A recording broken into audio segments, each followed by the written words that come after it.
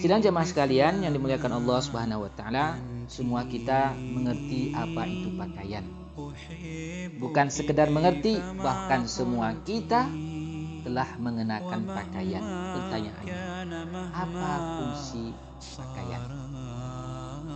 Para ulama banyak sekali membahas potongan ayat ini, hunna libasul lakum wa antum libasul lahun. Bisa lebih dari 29 pelajaran yang dapat kita ambil, tapi kita cukupkan beberapa poin saja pelajaran di potongan ayat ini.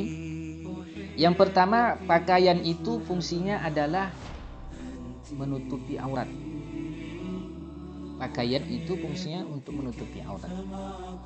Oleh karena itu, karena suami istri adalah masing-masing menjadi pakaian terhadap pasangannya, semestinya suami menutupi kekurangan-kekurangan istri. Demikian juga sebaliknya, istri berupaya untuk menutupi kekurangan-kekurangan suaminya. Kalau ada istri membongkar kekurangan suaminya atau suami membeberkan kekurangan istrinya, tidak ada bedanya dengan pakaian robek. Kalau pakaian robek, ada satu dari dua kemungkinan. Kemungkinan pertama, dia akan berupaya untuk pergi ke tukang jahit. Dia jahit pakaian itu sebisa mungkin.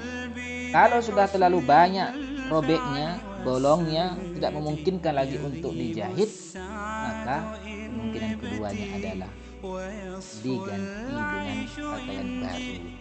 Tentu ini hal yang sangat menyedihkan bila itu terjadi bagi pasangan tersebut. Namun itu solusi terakhir.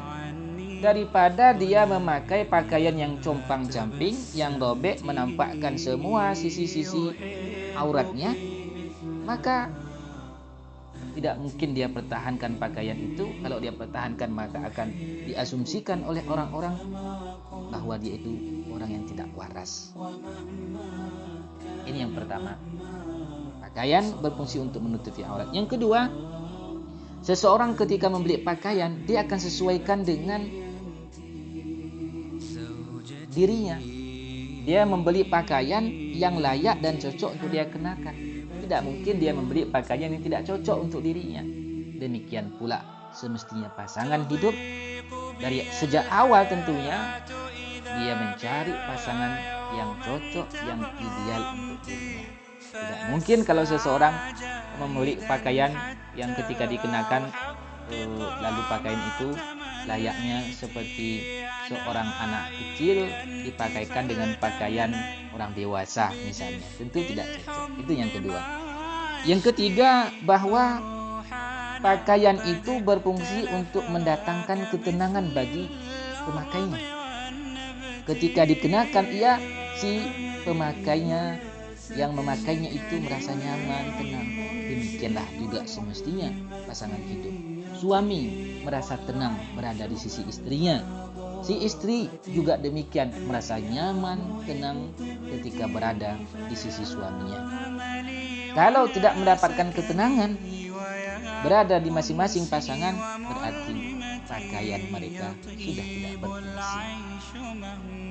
Kemudian yang keempat, bahwa selama manusia itu masih normal, dia pasti membutuhkan pakaian. Selama manusia itu masih normal, maka dia membutuhkan pakaian. Oleh karena itu, tidak mungkin ada seorang istri atau seorang suami yang mampu berlama-lama tidak mengenakan pakaiannya, mampu berlama-lama berpisah dengan masing-masing pasangannya. Tidak mungkin, kecuali ada sesuatu pada masing-masing pasangan itu.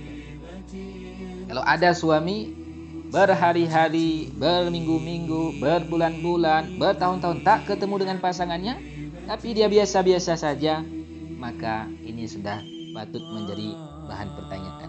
Begitupun sebaliknya, ketika istri tidak berada di samping suaminya, dia biasa-biasa saja, ini pun sudah bisa menjadi bahan pertanyaan. Semestinya ketika suami tidak berada di sisi istri atau si istri tidak berada di sisi suami, sehari saja tak berjumpa bagai 100 tahun rasanya. Mungkin berlebihan kalau 100 tahun ya. Seperti setahun tidak bersua. Demikian seharusnya. Karena dia merasa membutuhkan pakaian tersebut. Dan itu pula menjadi perhatian penting bagi kita semua orang tua yang memiliki anak masih jomblo, masih gadis, masih lajang. Semestinya kita perhatikan kebutuhan mereka. Karena selama mereka itu masih normal, mereka membutuhkan pakaian, mereka membutuhkan pasangan hidup, pendamping yang mendatangkan ketenangan